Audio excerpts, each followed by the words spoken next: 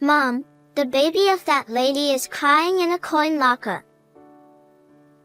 In the middle of my brother's wedding, my daughter pointed at the bride and shouted this. The entire room erupted in murmurs. After all, my brother and his wife weren't supposed to have a baby yet. And a coin locker. But my 5-year-old daughter had a mysterious power. However, the bride, unaware of this, turned pale, the guests became angry, and the room filled with voices accusing us of poor parenting. Even worse, our relatives stood up with fearful expressions and left the venue. Thus, my daughter caused the wedding to descend into chaos. But soon after, a more terrifying truth came to light. I got married at 25 and gave birth at 27.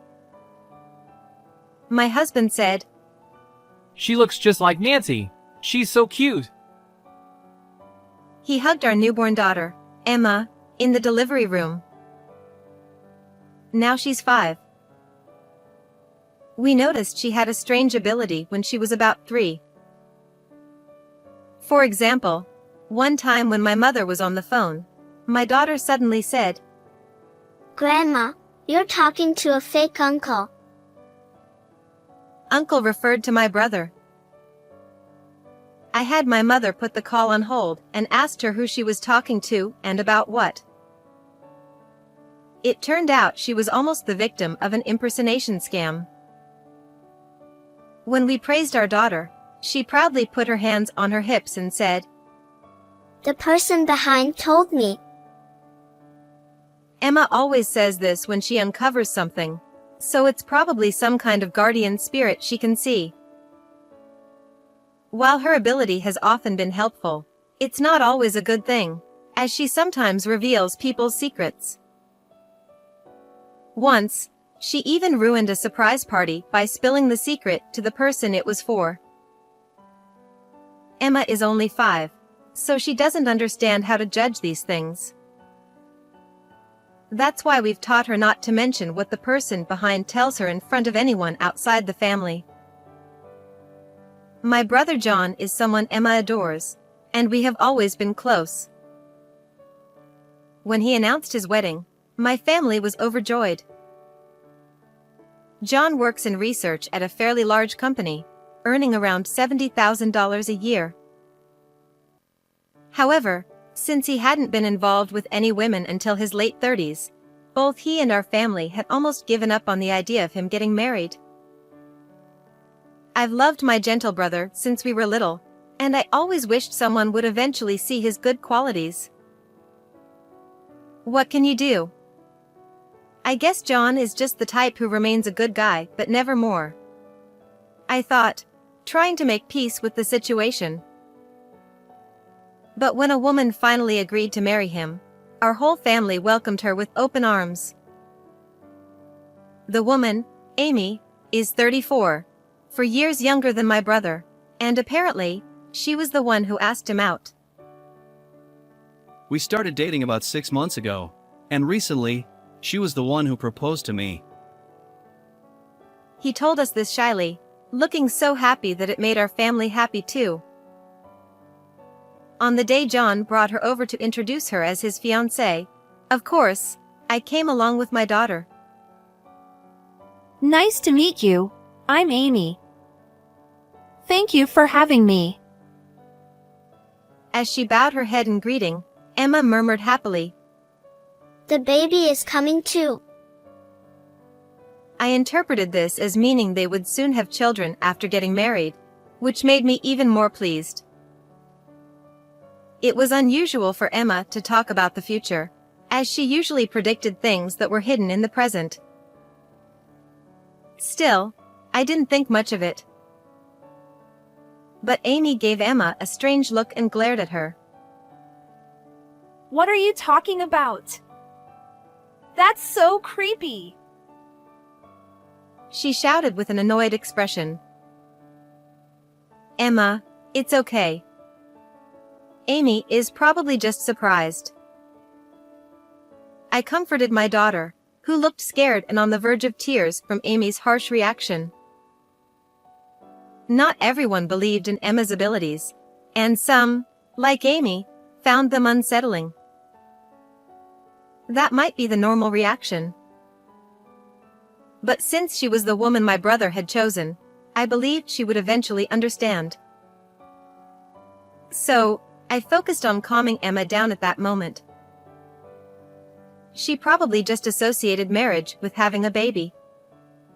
It's just something a child would say, so don't worry about it, Amy.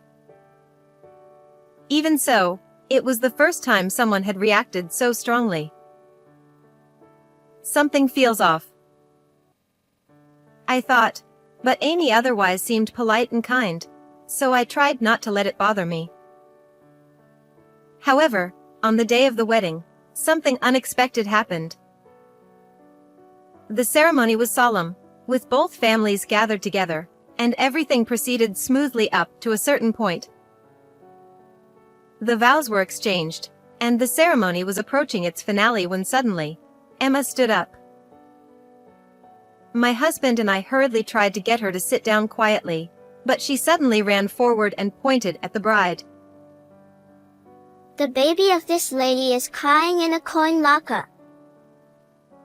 When I looked at Amy, who was at the end of Emma's gaze, she had gone pale and was muttering something under her breath. Since I was near the bride's seat, trying to stop Emma, I barely caught her saying things like, How did she know? and, What the hell is that kid? seeing her panicked reaction, I realized that Emma had hit the mark. But only a few of us, including myself, understood this. Amy quickly raised her head and glared at Emma. Stop saying nonsense. What baby? Just because you're a child doesn't mean you can ruin my wedding. The bride's outburst seemed to convince her relatives to side with her. It wasn't surprising since, to those unaware of Emma's mysterious ability, it would seem like she had suddenly blurted out something absurd. However, hearing murmurs like, "What terrible manners!" from the bride's side made my chest tighten with pain. But she's telling the truth. And as I looked around, I noticed that our relatives also had terrifying expressions, which only made me shrink back even more. But unlike me, who felt pathetic, Emma bravely stood tall, her head held high. The baby is crying for help. It's in a coin locker at a nearby department store. Someone, please go help. My little daughter desperately repeated her words, undeterred by the cold stares from the adults around her. And the moment they heard this, our relatives, still wearing those stern expressions, stood up, ready to follow Emma's words, saying that saving the baby's life was the top priority. They began to leave the venue one by one. Despite our efforts to keep her quiet, our young Emma had sometimes let slip information about the person behind her. This is why our relatives knew about her ability. They often watched over her, joking that there was no risk of being deceived as long as Emma was around. So at that moment, they must have immediately believed her plea. Now that I think about it, when they had those terrifying expressions, they seemed to be glaring at the bride. My husband, saying he would go with them, left Emma in my care and followed our relatives out. Less than an hour later, I received a call from my husband and was able to hear about the situation. It seems that thanks to Emma's words and the collective effort of our relatives, the baby was found. However, it couldn't be said that the baby was safe. There was a lot of commotion at the scene, and according to my husband, the baby looked as though it had just been born. The baby appeared limp, and it was immediately clear that its condition was critical, so they quickly called an ambulance. Why would Amy do something like this? No matter what the circumstances, this is unforgivable. As anger welled up inside me, I asked my husband to get help from the people around him for a few specific tasks. I also made a call to a certain place. After taking care of everything I needed to do, I left Emma with my mother, who was with me, and headed to the waiting room where my brother and Amy were. My brother was in the waiting room, trying to get an explanation from her. However, since there was no solid evidence yet, I didn't expect Amy to easily admit to anything. My brother likely wanted to believe in his fiancée, so he probably wasn't able to push her too hard and was just trying to keep her there. That's why I knew I had to go to them after hearing what my husband had told me. When I entered the waiting room, Amy was completely frustrated. Not only had the ceremony been interrupted, but in the chaos, the scheduled time for the wedding had passed, and it could no longer be resumed. Amy snapped. There's a set time we can use the chapel. You know that, right? That time has already passed. Why would John's relatives take a kid's words so seriously? To her, it must have felt like her special day had been utterly ruined. Not only that, but the start of the reception had also been delayed, and all the guests, except for our relatives, were kept waiting. Amy continued. That brat is totally unacceptable. She keeps saying creepy things. What is she? Some kind of curse? I swear, I want to dump her in a mountain.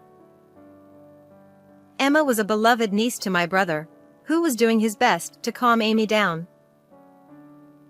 However, when she spoke about his niece like that, he couldn't help but frown. John, you should call off the wedding, I told my brother, trying to keep the fury boiling inside me from showing in my voice. I said it as calmly as I could. Amy turned her bloodshot eyes toward me, glaring, but John remained composed as if he'd anticipated my suggestion. He sighed quietly. So what Emma said was right after all. I was hoping she'd be wrong this time. Though he only managed a slight, bitter smile, I could tell his heart was sinking in sadness. Amy then rounded on me, her face twisted in rage. What the hell do you think you're doing? Accusing me without any proof, ruining the wedding, and now you want to call it off. She was furious, and she advanced on me like a demon, not even noticing the look of disappointment on John's face. Amy shouted, If that brat isn't going to be held accountable, then you should be. Pay up for damages, or better yet, I'll sue you for defamation and make you pay a hefty settlement. Amy's loud voice echoed through the room, and I had to resist the urge to cover my ears. So you said there's no proof, huh? But Emma was right, wasn't she? A baby was actually found. Do you understand what that means? Amy scoffed. And so what? Some random kid was found somewhere. What does that have to do with me? It has everything to do with you. A DNA test will easily reveal who the mother is, and when it does, it'll be undeniable proof that you have a secret child. There's no way out of this. As soon as I said that, it occurred to me that there was a small possibility that the baby might not be her secret child. John, I don't think so, but is there any chance that baby is yours? I asked just to be sure, although it seemed impossible since they'd only been dating for 6 months. John replied firmly, Absolutely not. The timing doesn't match up. His unwavering response caused Amy to scowl in frustration. If John had acted like a normal man and made a move, we could have raised the child as our own. But now, it's all ruined because you're so slow. Her absurd attempt to shift the blame made me sigh deeply in exasperation. So, who is the father? Amy hesitated before replying. It's a child from a previous boyfriend, but I don't know which one. Her answer left both my brother and me speechless. That meant there were multiple possible fathers, which was shocking. How many people had she been seeing at once? Having a child with an unknown father was entirely her own reckless doing, and trying to blame John was utterly misplaced. If I'd known she was this kind of woman, I would never have considered marriage. No, I should be thankful I found out before the wedding ended. The marriage hasn't been registered yet. I'm going to call it off. John heaved a deep sigh before making his decision, and Amy looked at him like she was the victim. Amy then whined, I specifically chose the guy with the most money. What about my future plans? How are you going to fix this?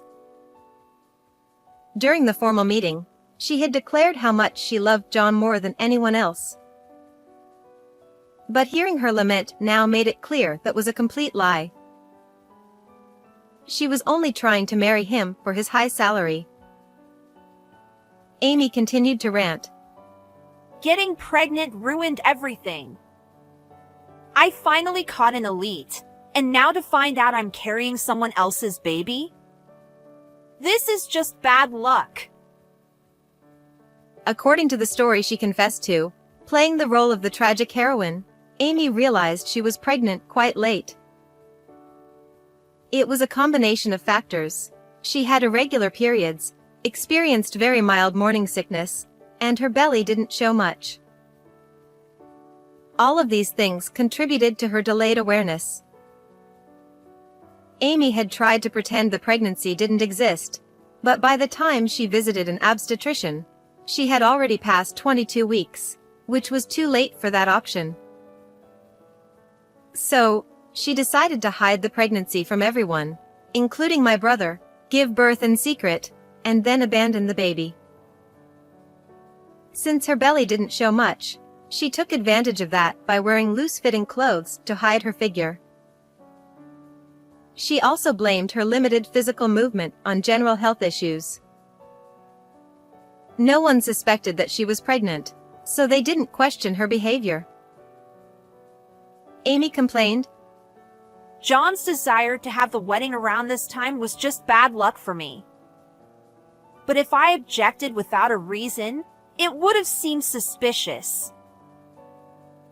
What concerned her most during the wedding preparations was whether the waistline of her dress would fit on the day of the ceremony. With her due date so close, she couldn't predict whether she'd give birth before or after the wedding. Well, usually, people avoid scheduling weddings in the final month of pregnancy.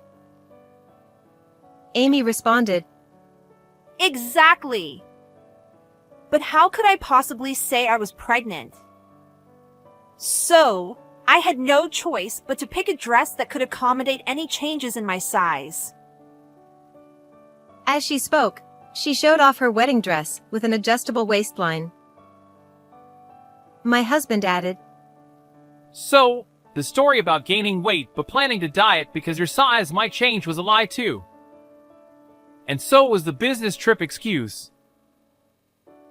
According to my brother, Amy claimed she had an urgent overseas business trip from the previous week until the morning of the wedding, which is why they hadn't seen each other.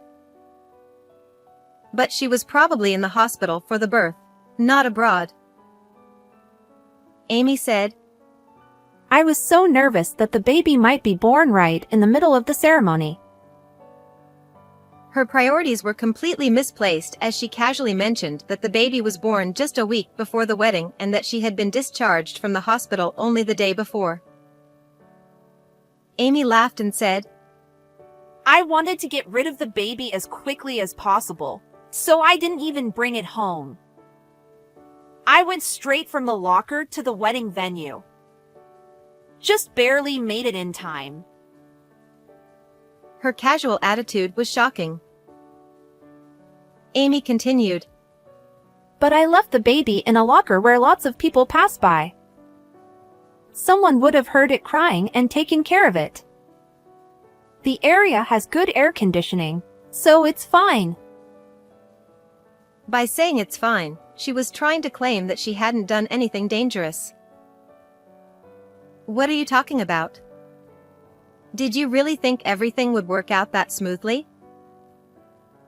In reality, the baby's cries were mostly drowned out by the noise in the department store.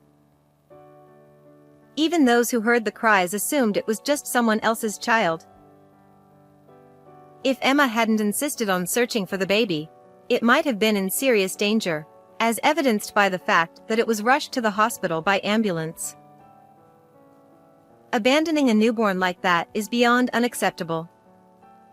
Even if you couldn't raise the child, you should have at least taken it to a facility. Amy shrugged and said, What else could I have done? The baby was born just before the wedding. I was in a rush, so it couldn't be helped. Her lack of remorse was infuriating. My brother was just as stunned, realizing what kind of person he had almost married. Let me make this clear. What you did could lead to criminal charges. Do you understand that? Amy's eyes widened in surprise, and she began to panic, looking around anxiously. There's no evidence. You said earlier that they could easily find out I'm the mother, but the police can't prove I was the one who left the baby in the locker. She wiped the sweat from her forehead and confidently said this, believing she was in the clear. You really don't think things through, do you? Did you even check if there were security cameras in the area? The locker area was fully covered by security cameras, something I had already taken steps to verify. After hearing about the baby's discovery, I asked my husband to request the store staff to review the footage. I had also reported the incident to the police, so they were likely checking the footage as well. Additionally, I had sent my husband a photo of John and Amy together. A celebratory picture my brother had taken during their pre-wedding photo shoot. Never imagining it would be used to identify someone on security footage. With my husband likely showing that photo to the store staff or the police, it was only a matter of time before they reached Amy. As I explained all of this, Amy's face turned paler with each passing moment, and by the time I finished, she had collapsed onto the floor, her face as white as a sheet. No! That's not possible. They can't know. You're bluffing, right? They can't arrest me. She muttered in disbelief, struggling to accept reality. But when the police arrived shortly after, she suddenly became violent, resisting arrest. No! Let go of me. It's not my fault. It's all because of that brat and those people. My brother, his face blank with shock, watched her struggle, the extent of his devastation clear to see. I turned back to Amy. You mentioned that you haven't officially registered the marriage, right? Legally, you're still just his fiancée, not his wife. But you'll still have to pay compensation. Compensation? Amy stammered. My brother will decide the amount, but will definitely recover the costs of the wedding and the reception. This marriage you were so keen on has turned into a huge loss for you, but we won't go easy on you. Upon hearing this, Amy's face fell into despair, and she finally gave up resisting as she was taken away. After that, of course, the wedding reception was cancelled, and all the monetary gifts were returned. The expenses incurred were, as declared, billed to Amy in the form of compensation. However, since she was behind bars and unable to pay immediately, her parents had to cover the costs. The amount exceeded $40,000, but her parents insisted that she would repay every cent once she was released. Even though they were her parents, it was clear they would be strict in making her pay it back, especially since Amy's father, who had always seemed mild-mannered, was so furious that it was intimidating to witness. Fortunately, the baby survived and, after being safely discharged from the hospital, was taken in by Amy's parents. It seems the child is now growing up healthy and strong. As for my brother, he was down for a while after everything that happened, but recently he's found someone new, and they seem to have a great relationship. My daughter said, The person behind Uncle says they're a perfect match.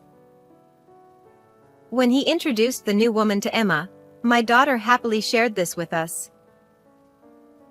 His new fiancée has embraced Emma's unique abilities, and both my brother and I, as well as Emma, are filled with excitement and hope for the future. How did you enjoy this story? Please don't forget to subscribe to the channel. I'll see you in the next video.